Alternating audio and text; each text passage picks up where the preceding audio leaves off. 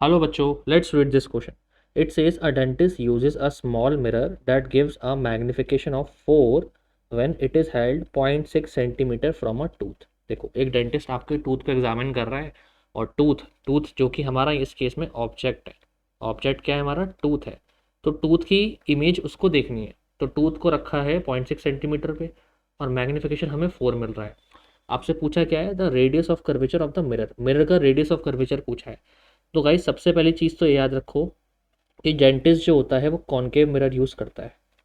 Dentist आपके tooth को examine करने के लिए कॉनकेव मिरर यूज़ करेगा। ऐसा क्यों करता है? क्योंकि डेंटिस्ट को जो इमेज चाहिए वो कैसी चाहिए? एक तो वर्चुअल इमेज चाहिए, ठीक है, इरेक्ट इमेज चाहिए और साथ में एनलार्ज इमेज चाहिए।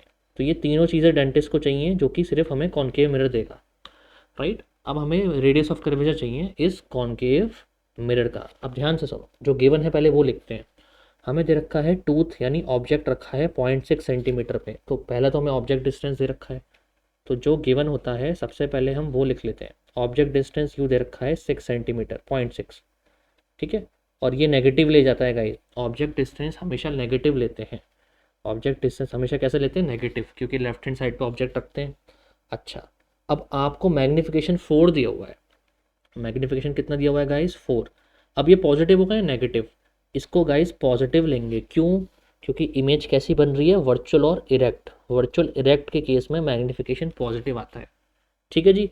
तो मैग्नीफिकेशन का फॉर्मूला मिरर में क्या होता है? -v/u, right guys. तो यहाँ से v कितना आ गया गाइस? -4 टाइम्स ऑफ u आ जाएगा। -4 इंटू यू कितना है? -0.6, ठीक है। तो यहाँ से v आ गया 2.4 सेंटीमीटर। 2.4 सेंटीमीटर और ये पॉजिटिव आ रहा है, मतलब बिहाइंड द मिरर जो बन रही है इमेज, ठीक है जी। अब हमें फोकल लेंथ चाहिए। फोकल लेंथ से रेडियस ऑफ कर्वेचर निकल जाएगा। तो बाय मिरर फॉर्मूला हम पहले फोकल लेंथ निकालते हैं। By mirror formula focal length 1/f होता है 1/v प्लस 1/u, ठीक है जी। v कितना है?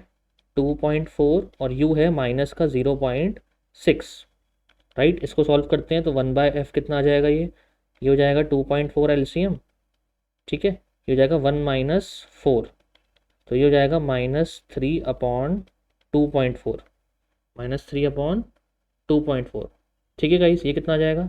-1 अपॉन ये कितना आ जाएगा? 0.8, 0.8 टाइम्स हो जाएगा, तो ये हो जाएगा 1/0.8, ठीक है। तो गाइस यहाँ से फोकल लेंथ कितनी आ जाएगी? -0.8 सेंटीमीटर।